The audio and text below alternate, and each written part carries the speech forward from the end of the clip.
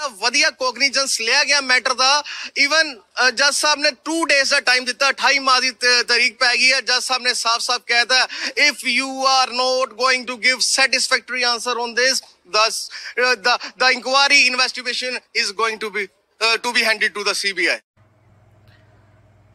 सभी को पता चली गया होगा कि कर्नल साहब वाला केस हाई कोर्ट पहुंच गया है और हाई कोर्ट ने आज क्लियर डायरेक्शन दे दिया है कि भैया ये केस हम सीबीआई के हवाले करेंगे। मनु 10 दिन दर दर भटकना पिया। मैं एज अ लेडी में एक रात नहीं सुती, 10 डेज मैनू एक रात में 2 घंटे तो ज्यादा नहीं सुती। मैनू पता है मेरे नाल पूरी दुनिया, पूरा पंजाब मेरे नाल खड़ा है, पूरा मीडिया मेरे नाल खड़ा है, पूरा जवान वेटरन्स खड़े हैं, मेरे पटियाला निवासी खड़े ते आज मेरे नाल एक मैं कल्ली नहीं है। जय हिंद, जय भारत, वंदे मातरम। मैं रविंद्र फौजी। साथियों, जैसा कि अभी आपने ये छोटी छोटी क्लिप देखी हैं, आपको इतना तो पता लग ही गया होगा कि जो पटियाला में पंजाब पुलिस के द्वारा हमारे सेना के कर्नल साहब के साथ जो दुर्व्यवहार किया गया था, जो मारपीट की गई थी, वो केस आज हाई कोर्ट पहुंच गया है। Punjab and Haryana high court में चंडीगढ़ में आज उस केस की सुनवाई हुई। उस केस की जो सुनवाई की है वो है जस्टिस संदीप मोदगल जी। 45 मिनट तक इस केस की सुनवाई चली और जज साहब ने फटकार लगाई है पंजाब पुलिस को, पंजाब गवर्नमेंट को।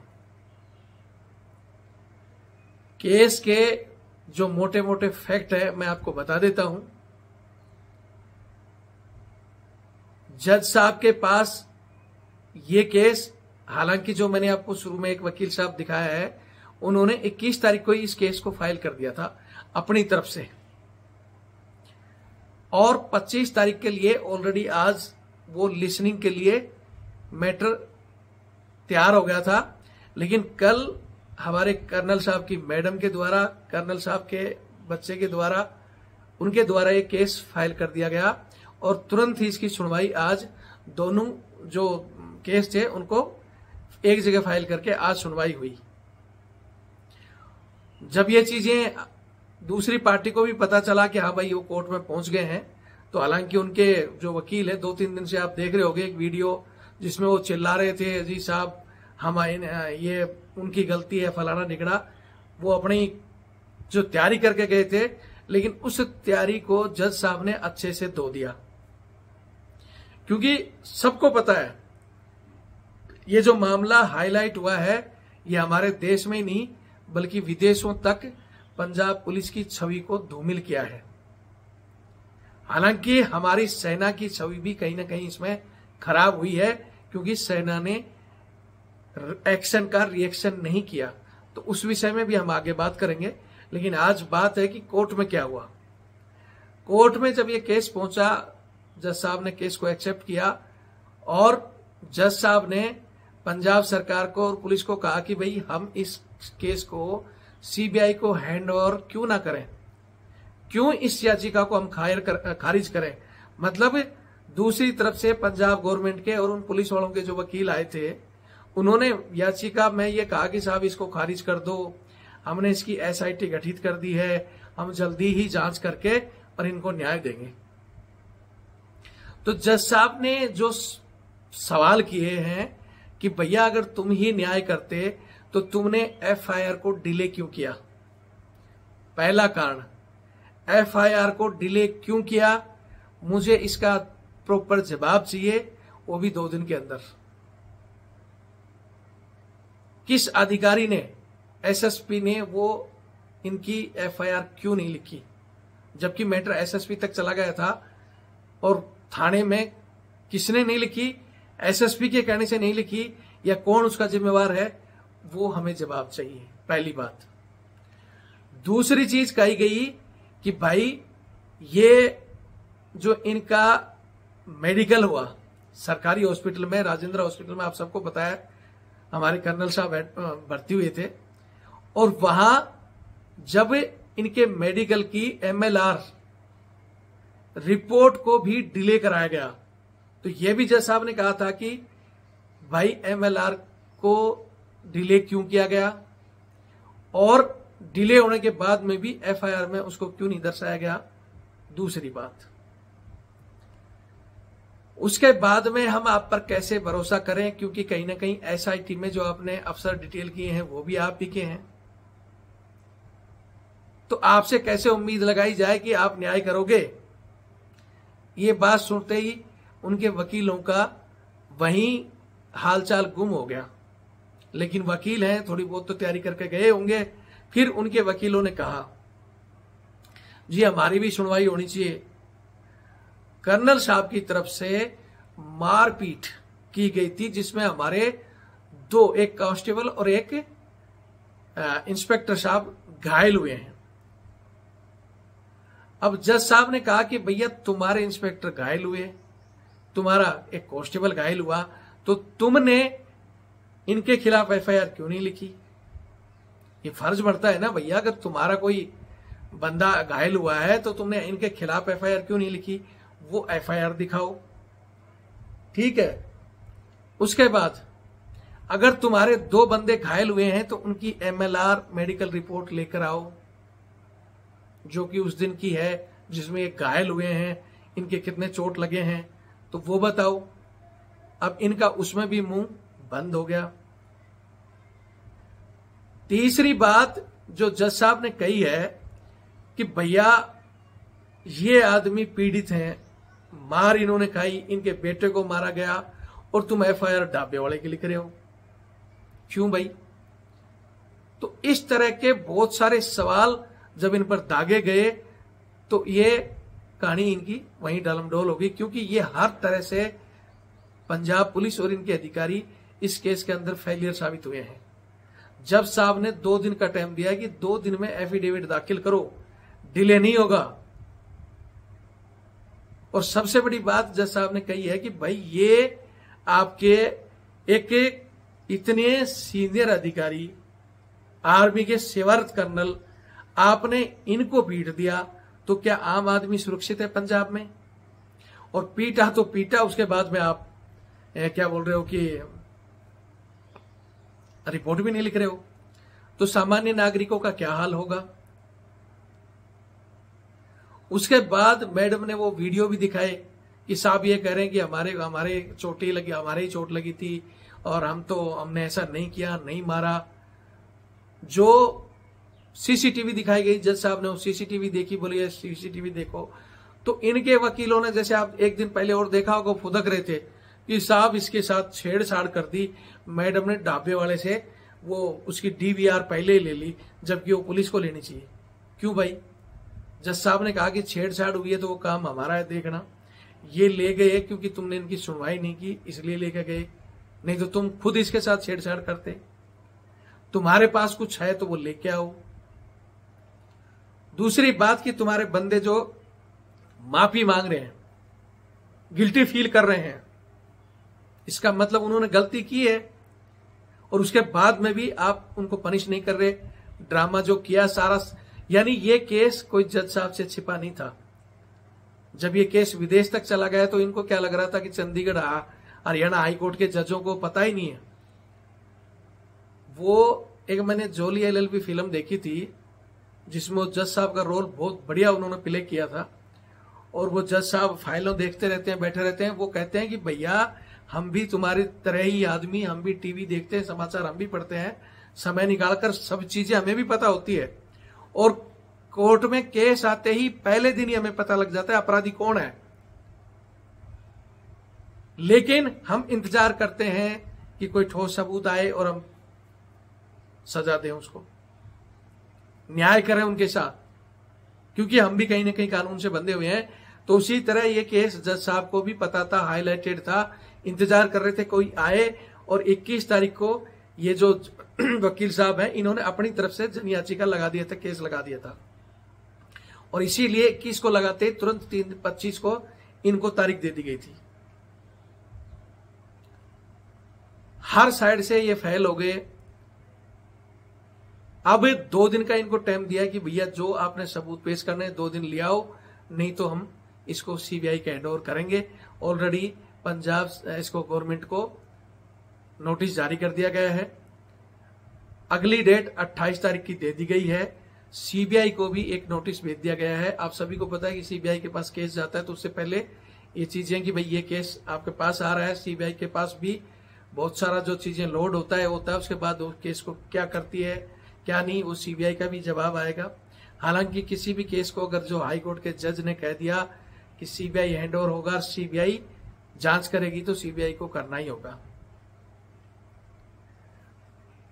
यहां साफ साफ जब भी कोई स्टेट की पुलिस फेलियर साबित होती है तो उसके मुंह पे एक तरह का ये जूता है कि आपसे आपके बड़े अधिकारियों तक को नीचा देखना पड़ रहा है कि आपसे आज केस लेकर सीबीआई के पास अगर 28 तारीख को ये चला जाता है तो ये उन अधिकारियों के ऊपर जूता है जो अपने घटिया लोगों को, मैंने उसी दिन कहा था। हालांकि कोर्ट में एक बात और निकल के आई है, मैं उसका भी चर्चा कर देता हूं कि भैया इसको सेना वर्सेज पुलिस नहीं बनाया जाए। हालांकि कोर्ट में यह भी कहा कि ऑलरेडी डीजीपी साहब, इस समय जो पंजाब के डीजीपी हैं वो खुद एक आर्मी अफसर के बच्चे हैं और उन्होंने कहा कि भाई मैं खुद एक आर्मी अफसर का बच्चा हूं, मैं खुद आर्मी का नमक खाकर बड़ा हुआ हूं और मेरे अंदर उसकी रिस्पेक्ट है। हालांकि उन्होंने ये भी कहा कि इस समय मैं खाकी में पंजाब पुलिस को लीड कर रहा हूं, खाकी मेरे जिस्म पर है, पंजाब पुलिस बहुत अच्छा काम कर रही है। लेकिन इस चीज की निंदा उन्होंने भी की है। इनके खुद एसएसपी नानक, जिन्होंने भी निंदा इसको पहले ही गिल्टी फील कर लिया था कि ये केस गलत हुआ है, जज साहब ने जाते ही कह दिया कि ये तो बहुत बड़ा केस है। इन बंदों की नौकरी जाने के साथ साथ इनको कितने दिन की जेल होती है, क्या होती है, ये तो जज साहब और सीबीआई ही तय करेगा, बचेगा कोई भी नहीं। लेकिन ये केस अब इन 12 बंदों के साथ साथ पूरी पंजाब पुलिस के डिपार्टमेंट पर एक धब्बा और साथ में उसको बचाने वाले लोग, जो नानक साहब ने जो गेम खेला ना, ठीक है मैं मानता हूं कोई भी झगड़ा हुआ, अगर दोनों विक्टिम, झगड़ा करने वाला मारने वाला या जो भी है, अगर उनकी आपसी सहमति से माफीनामा होता है वहां तक ठीक है। लेकिन आपने 6 दिन लगा दिए एफआईआर बाय नेम दर्ज करने में, तो क्या जज साहब वहां मैंने कहा था, यहां कई बार हम जब कोई केस होता है बोलते हैं ना कि चुनौतियों से लड़ा जाता है लेकिन चूतियों से नहीं। कुछ हमारे भी बहुत से चूतियां हैं, कुछ नहीं होगा, कहीं भी चले जाओ, जांच पुलिस नहीं करनी है फलाना। और बहुत से घटिया आरामजादे पुलिस वाले या थानेदार, बहुत से थानेदार अपने आप को जो सोचते हैं कि बस कानून के मालिक हम ही हैं, वो ये डायलॉग मारते हैं कहीं भी चले जाओ जांच हमारे पास ही आएगी। लेकिन ये पता नहीं कि कहीं ना कहीं तुम्हारा कोई बाप बैठा है और जब जांच वहां चली जाएगी तो तुम्हारी नौकरी और तुम खुद जेल की सलाखों के पीछे होगे। कानून सबके लिए बराबर है। कानून किसी को अधिकार नहीं देता कि आप किसी को मारो, किसी के साथ बदतमीजी से पेश आओ। ये चीजें हमने हमारे पुलिस के छोटे भाइयों को बहुत समझाया। आपको वर्दी दी गई है, आपको इसी जनता के टैक्स से पैसा मिलता है, आप एज ए गवर्नमेंट सर्वेंट हो। लेकिन आप तो पता नहीं कि ठीक है जी मैं तो मेरी मेहनत से पुलिस में आया हूं, मैं तो बड़ा अधिकारी बना हूं, मैं मेरे हिसाब से डंडा चलाऊंगा। अरे डंडा चलाना है तो भैया अपनी कोई कंपनी खोलो, अलग से अपनी कंपनी मालिक बनो कंपनी का, वहां जो अपने हुक्म चलाने चलाओ। या आप किसी भी पद पर हो, आपको कानून में जो लिखा है उसी हिसाब से चलना पड़ेगा। नहीं तो संविधान ऐसा बनाया हुआ है, कहीं ना कहीं कोई ना कोई किसी का बाप बैठा है, और फिर सबका बाप ये लोकतंत्र में जनता है। जनता के पास वो चीजें हैं जो किसी के पास नहीं है। वो किसी भी पद पर बैठे व्यक्ति को नीचे उतार सकती है, चाहे वो मेहनत से गया हो। बहुत से लोग डायलॉग मारते हैं ना जी, नेताओं को हला सकते हो 5 साल के लिए हो, मैं तो परमानेंट कमीशन लेकर आया हूं, मैं तो इस कुर्सी पर बैठा हूं, मालिक हूं। कोई मालिक नहीं है। मालिक बैठकर गलत काम करोगे तो जनता के अंदर पावर है। बहुत से कानून बने हुए हैं कि जनता आपको हटा सकती है किसी भी पद पर। इसलिए आप जनसेवक हो तो जनता से प्यार से बात करो। और ये बहुत से लोग हमारे को भी कह रहे थे आर्मी काम क्यों नहीं कर रही, क्योंकि कहीं ना कहीं ये अब बोलते हैं ना, जब किसी का पाप का घड़ा भर जाता है तो उस घड़े को फोड़ने के लिए ही ऐसी चीजें होती हैं। नहीं तो क्या होता है ऐसे केसों में, या तो इन्होंने मारा उसी तरह सेना ने भी इनको उठाकर 2-4 मारने थे, फिर दब जाता। लेकिन वही बात है कि जो नकटे हो जाते फिर किसी के साथ करते, क्यों मार से भी नहीं डरते। फिर अब डरेंगे जब इनकी नौकरी जाएगी, ये जेल जाएंगे और ये संदेश बड़े बड़े अक्षरों में पूरे टीवी में हिंदुस्तान में आएगा। अभी भी मैं कहना चाहता हूं, जो अच्छी ड्यूटियां कर रहे हैं हमारे छोटे भाई, आपको ये सोचना होगा कि देश सेना का जो सम्मान है ना, मैंने एक नहीं कई केसों में जाकर मैं कोर्ट में चीजें देख चुका हूं कि जहां बात सेना की आती है, हमारे बड़े से बड़े किसी भी उसमें चले जाओ, लोगों को ये पता है कि सेना का सम्मान सर्वोपरि है। और वो इसलिए है क्योंकि वहां से जो चीजें सेना कर रही है ना, वो चीजें कर रही है तो हम लोग सुरक्षित हैं। सेना है तो पुलिसगिरी चल रही है, सेना है तो आपके कलेक्टर बैठे हैं, सेना है तो आपके जज बैठे हैं, सेना है तो आपके मंत्री प्रधानमंत्री राज कर रहे हैं। और जिस देश की सेना कमजोर हो जाती है, जिस देश की सेना हार जाती है, वहां आपने अफगानिस्तान, पाकिस्तान, बांग्लादेश सब जगह देखा होगा, फिर वो लठ के जोर पर जो बंदूक लेकर आ गया वही कलेक्टर, वही जज, वही होंगे। इसलिए उसका सम्मान मत गिराओ, उसकी सुरक्षा सर्वोपरि है। बार बार हम कहते रहे कि अगर ये चीजें जवान के समय में ही हो जाती तो ये किस्सा बढ़ता नहीं। और अभी भी हम उम्मीद करेंगे जज साहब से, हालांकि जज साहब ने ठोस उसमें कह दिया है कि केस सीबीआई के हैंडओवर होगा, और कहीं ना कहीं सीबीआई में ईमानदार अफसर जो बैठे हैं बाल की खाल निकालेंगे, और ये 12 बंदे बता दिया आपको कि ये जेल की सलाखों में होंगे।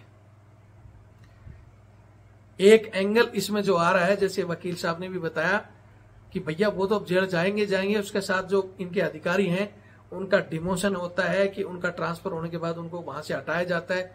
जैसे इसमें एसएसपी नानक इन्वॉल्व है, फर्स्ट कड़ी जो इनके साथ जाएगा। हालांकि मुझे पता है कि वो जेल जाने से तो बच जाएगा, लेकिन अगर उसका डिमोशन भी होता है, वहां से हटा भी जाता है, तो जिंदगी भर उस पर दाग लग चुका है। हो सकता है भगवान ने इसको कहीं ना कहीं डीजीपी बनाना था या नहीं बनाना था, लेकिन अब अगर इस केस में फंसा तो नहीं बन पाएगा। और ये तमाम स्टेट के पुलिस वालों को कहना चाहता हूं कि जब आपका व्यक्ति वर्दी में गलत काम कर आता है, बचाया उसको जाता है जब कोई छोटी गलती कर रहा है और बचाने लायक हो। लेकिन इन लोगों ने एक सेना के सर्विंग कर्नल का मतलब है आपके आईजी रैंक। क्या आज तक किसी ने सुना, क्या किसी ने 8-10 पुलिस वालों ने कि ठीक है, एक जैसे इनकी एसोसिएशन का एक बंदा कह रहा था कि कैसे भूल गए, ये एनकाउंटर करके आए थे, बहुत बहादुरी का काम किया था। एनकाउंटर कर एक एनकाउंटर करके फुदक रहे हो, और सामने वाला जो सेना का कर्नल है जिसने एक बटालियन की कमांड भी की है, कंपनी की कमांड भी की है, जिसने कितने ही ऑपरेशन किए हैं और कितने ही एनकाउंटर किए हैं, उनको तो कोई घमंड ही नहीं है। जितनी गोलियां ने तुमने जिंदगी भर में देखी नहीं है, उतनी गोलियां वो एक एक एनकाउंटर में चलाकर आगे, और उनको तुम हथियार चलाना, गोली चलाना, एनकाउंटर की बात कर रहे हो, उनकी बराबरी कर रहे हो। मैं फिर कह रहा हूं, ये केस किसी भी एंगल से ना हम लोगों ने, ना किसी ने भी, ये नहीं था कि सेना एंड वर्सेस पुलिस है।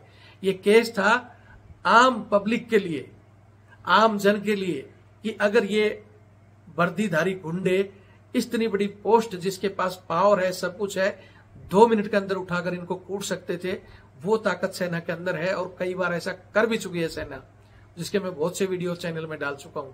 और वीडियो डालने का मकसद है कि भैया सुधर जाओ, या तो मार खा के सुधर जाओ, नहीं तो अब जैसे कोर्ट में जाओगे, सीबीआई में, फिर तुम्हारे जेल में जाओगे, पीछे परिवारों को क्या होगा।